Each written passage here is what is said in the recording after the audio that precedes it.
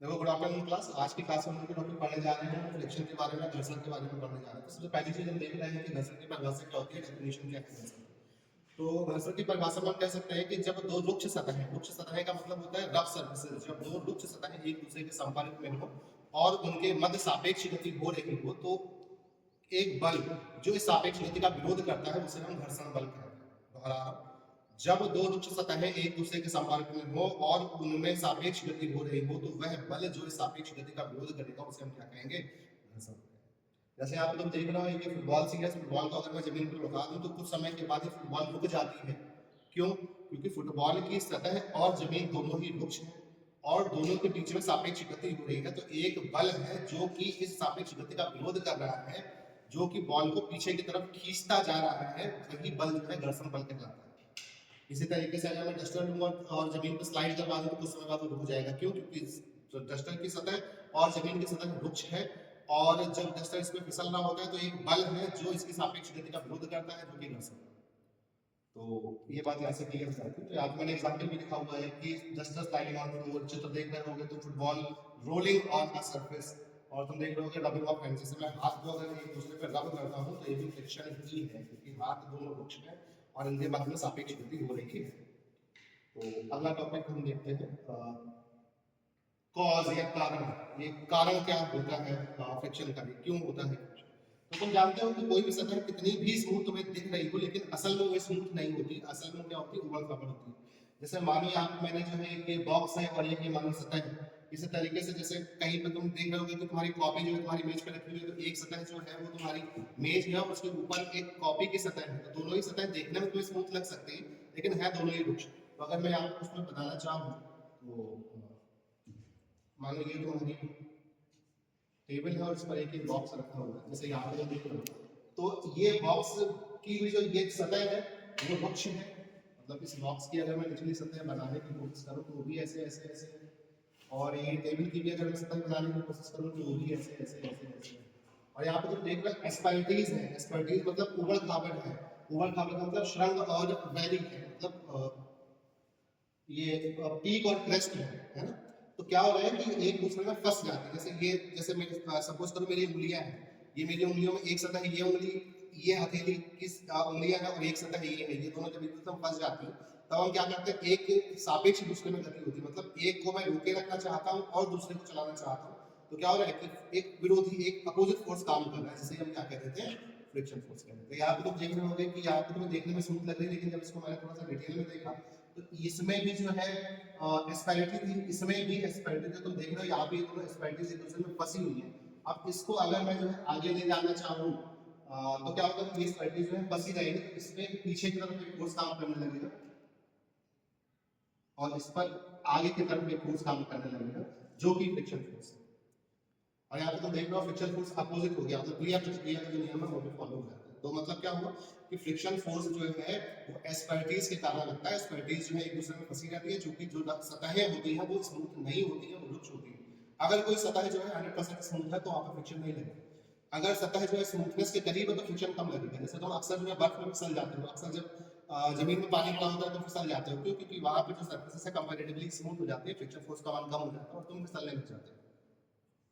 तो यहाँ से हमें ये क्लियर हो जाता है कि फ्रिक्शन क्यों होता है, फ्रिक्शन का कारण क्या है। अगला टॉपिक हम देखते हैं, फ्रिक्शन कितने प्रकार का होता है। तो फ्रिक्शन मोटे तौर पर अगर हम लोग देखें तो तीन प्रकार से फ्रिक्शन को डिफाइन कर सकते हैं। एक होता है स्टैटिक फ्रिक्शन, एक होता है काइनेटिक फ्रिक्शन और एक होता है लिमिटिंग फ्रिक्शन। मतलब जब कोई वस्तु विरामावस्था में है तो उस पर जो घर्षण बल कार्य कर रहा है उसे हम कहते हैं स्टैटिक फ्रिक्शन। जैसे मैं तुम्हें यहाँ पे बोला हूँ और तुम्हें धक्का दूं और तुम ना फिसलो, जैसे मैं जैसे कहूँ कि ये चेयर है और इस चेयर में यकीन मानो मैं धक्का लगा भी रहा हूँ लेकिन ये चेयर नहीं फिसल रही, तो इस समय पर इसमें जो फोर्स काम कर रहा है वो स्टैटिक फ्रिक्शन है। बात समझ आती है कि जब कोई चीज विरामावस्था में हो उस पर जो घर्षण बल कार्य कर रहा होगा तो उसे हम कहते हैं स्टैटिक फ्रिक्शन। जब कोई पिंड जो है गतिमान अवस्था में हो तब उस पर जो फ्रिक्शन काम कर रहा होता है उसे हम कहते हैं काइनेटिक फ्रिक्शन।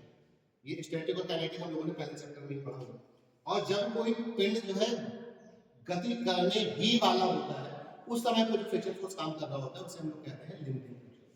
तो जब कोई पिंड विरामावस्था में हो उस पर जो घर्षण का कार्य करता है उसे हम कहते हैं स्थैतिक घर्षण, जब कोई पिंड गतिमान अवस्था में उसमें कोई जब कोई घर्षण का कार्य करता है तो उसे हम कहते हैं गतिज घर्षण, और जब कोई पिंड चलने ही वाला होता है उस समय पे उसमें जो घर्षण का कार्य कर रहा होता है उसे हम कहते हैं लिमिटिंग फ्रिक्शन या सीमांत घर्षण।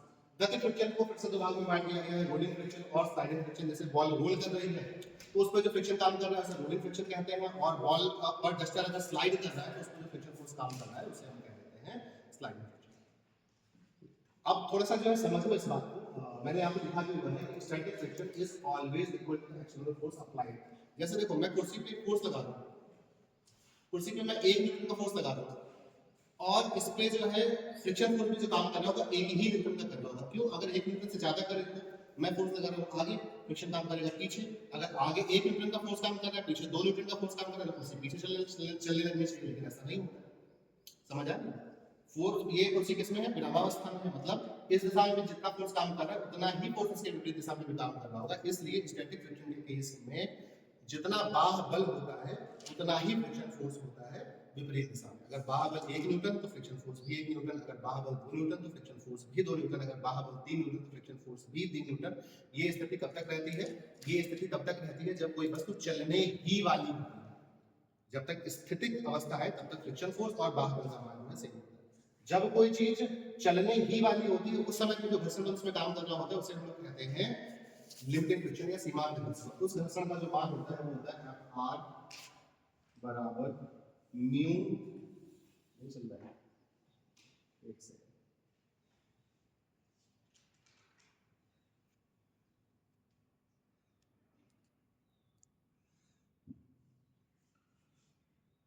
एफ आर बराबर म्यू एस इंटू एन, जहां पे एफ आर जो है क्या है? लिमिटिंग फ्रिक्शन का मान है, म्यू एस क्या है? कोफिशिएंट ऑफ फ्रिक्शन है, और एन क्या है? नॉर्मल रिएक्शन या अभिलंब प्रक्रिया। तो स्टैटिक फ्रिक्शन के केस में जितना बाह्य बल उतना ही फ्रिक्शन फोर्स। सीमांत फ्रिक्शन के केस में एफ आर बराबर म्यू एस इंटू एन, जहां पे म्यू एस क्या है? सीमांत कोफिशिएंट ऑफ फ्रिक्शन का मान है। और गतिज के केस में F kinetic is equal to mu k into N, जहां पे म्यू के क्या है? गतिज घर्षण गुणांक का मान है, और हम जानते हैं कि म्यू के जो है हमेशा छोटा होगा म्यू एस, मतलब गतिज घर्षण का मान हमेशा कम होगा सीमांत घर्षण। इसीलिए अक्सर हम लोग देखते हैं कि किसी भी चीज को चलाना स्टार्ट करना कठिन होता है, एक बार वो चीज चलने लगती है तो फिर वो चलती है। क्लियर होती है? तो यहाँ से हम लोग इस बात को समझ गए कि घर्षण कितने प्रकार का होता है। अगला लॉज ऑफ फ्रिक्शन, घर्षण के कौन कौन से नियम? तो घर्षण का पहला नियम है प्रोपोर्शनल टू नॉर्मल रिएक्शन, मतलब जो घर्षण बल का मान होता है वो अभिलंब प्रक्रिया के समानुपाती होता है। अभिलंब प्रतिक्रिया के समानुपाती होता है। अभिलंब प्रतिक्रिया का क्या मान होता है? प्रतिक्रिया का वह वैल्यू जो सतह के लंबवत है उसे हम कहते हैं अभिलंब प्रतिक्रिया। प्रतिक्रिया का वह मान जो सतह के लंबवत है उसे हम कहते हैं अभिलंब प्रतिक्रिया। जैसे आप तुम देख रहे हो ये सतह है, इस सतह के लंबवत जो प्रतिक्रिया लग रही है उसे हम कहते हैं अभिलंब प्रतिक्रिया। जैसे मान लो अगर ये सतह होती, इस सतह पर इस सतह के लंबवत जो प्रतिक्रिया कार्य कर रही होती उसे हम कहते हैं अभिलंब प्रतिक्रिया। तो सतह के लंबवत जो प्रतिक्रिया होती है उसे हम अभिलंब प्रतिक्रिया कहते हैं। और घर्षण बल का जो मान होता है वो अभिलंब प्रतिक्रिया के समानुपाती होता है, यानी कि F R is directly proportional to N. अगली बात, घर्षण की जो दिशा होती है वो सापेक्ष गति की दिशा के विपरीत होती है। फिर से दोहरा रहा हूं, घर्षण की जो दिशा है वो सापेक्ष गति की दिशा के विपरीत होती है। जैसे आप लोग देख रहे होंगे कि यहाँ पे जो है फोर्स लगा रहे हैं हम आगे की तरफ लगा रहे हैं, फोर्स आगे की तरफ लगा रहे हैं, यानी कि जैसे इसमें देखो, मेरी बात ध्यान से सुनो, इस कुर्सी को मैं धक्का लगा रहा हूँ, ये कुर्सी जो है सतह से आगे की तरफ जाना चाहती है। अब चूंकि कुर्सी सतह से आगे की तरफ जाना चाहती है इसलिए कुर्सी पे जो फ्रिक्शन लगेगा वो पीछे की तरफ लगेगा। और अगर तुम कुर्सी पे बैठ के देखोगे तो सतह जो है वो पीछे की तरफ जा रही होगी, तो जो सतह पे फ्रिक्शन लगेगा वो आगे की तरफ लगेगा। समझे बात? जैसे ट्रेन में तुम बैठे हो, ट्रेन जो है पटरी के सापेक्ष आगे की तरफ जा रही होती है, तो ट्रेन के पहियों में फ्रिक्शन जो है वो पीछे की तरफ लगता है, और पटरी जो है अगर तुम ट्रेन में बैठे हो तो पटरी पीछे की तरफ तुम्हें जाती हुई दिख रही होती है, इसलिए पटरी पे जो फ्रिक्शन लगता है वो आगे की तरफ। जैसे अगर मैं आपको बनाऊं, एक सेकंड,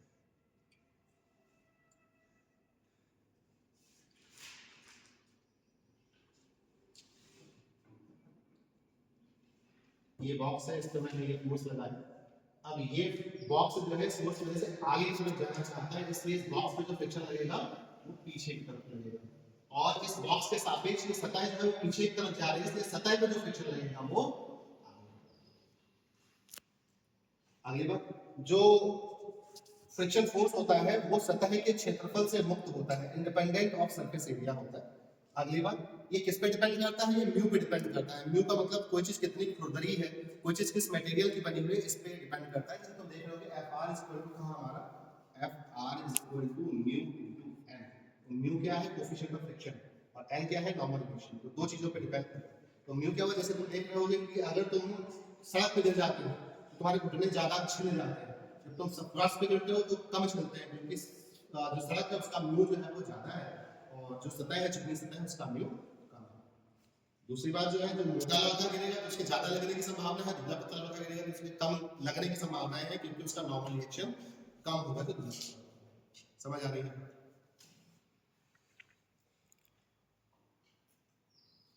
तो यहाँ पे वही बात मैंने बतानी चाहिए, तो ये बात आपके समझ में आ जाती है कि अगर यहाँ पे फोर्स लग रहा है तो फ्रिक्शन फोर्स जो लगेगा वो पीछे की तरफ लगेगा, इस पे जो फ्रिक्शन फोर्स लगेगा वो आगे की तरफ लगेगा। ये है नॉर्मल रिएक्शन, और अपार का मान होता है म्यू इनटू।